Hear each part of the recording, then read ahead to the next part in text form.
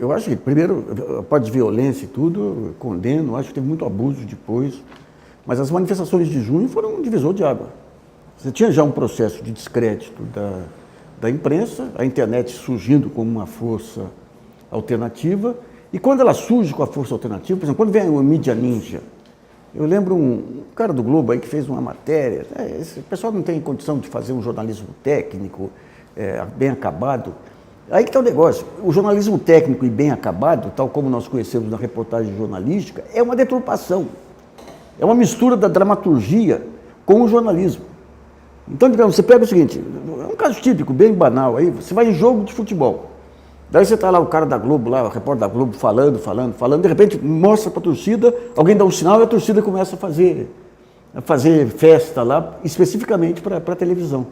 Então, esse modo de fazer jornalismo tem muito a ver com a dramaturgia. Você pega, por exemplo, os inimigos são que nem vampiros, eu vou falar um pouquinho sobre isso hoje, que nem vampiros poderosos que você supervaloriza o poder dos inimigos e trata os adversários como se fossem inimigos. E os seus são os heróis. Eu acho que o Jabor ele devia ser estudado, porque o Jabor ele virou uma coisa tão caricata hoje em dia, que parece coisas lá da minha infância, sabe? Do aquele anticomunismo, sabe? Os comunistas vêm aí comer criancinha, aquele negócio todo.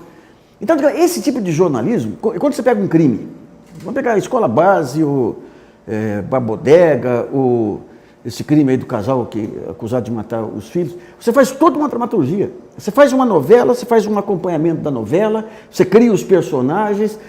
Esse tipo de jornalismo, quando você pega a mídia ninja, que vai para a rua, e a seco, isso lembra muito o Glauber Rocha lá no Terra em Transe.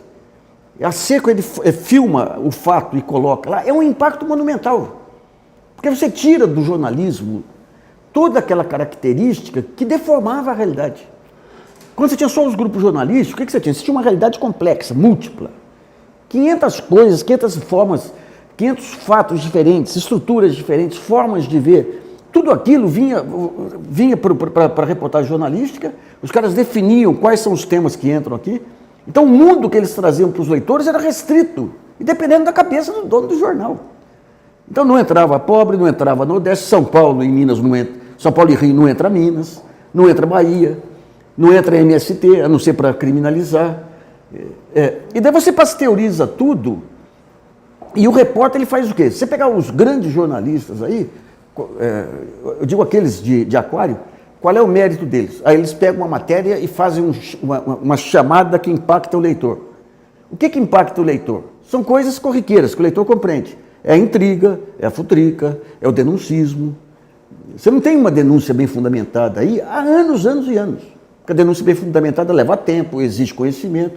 Então, digamos, quando vem a mídia ninja e quando vem a cobertura cobertura de manifestação, por exemplo, você tem um caso que foi denunciado aí, o pessoal da Globo, de repente eles pegam um sujeito lá bêbado, coloca os técnicos lá, os operadores, para criar a cena, colocam um cartaz aí violento, incentivando alguma violência na mão do cara para filmar. Isso que eu digo é dramaturgia, é armação.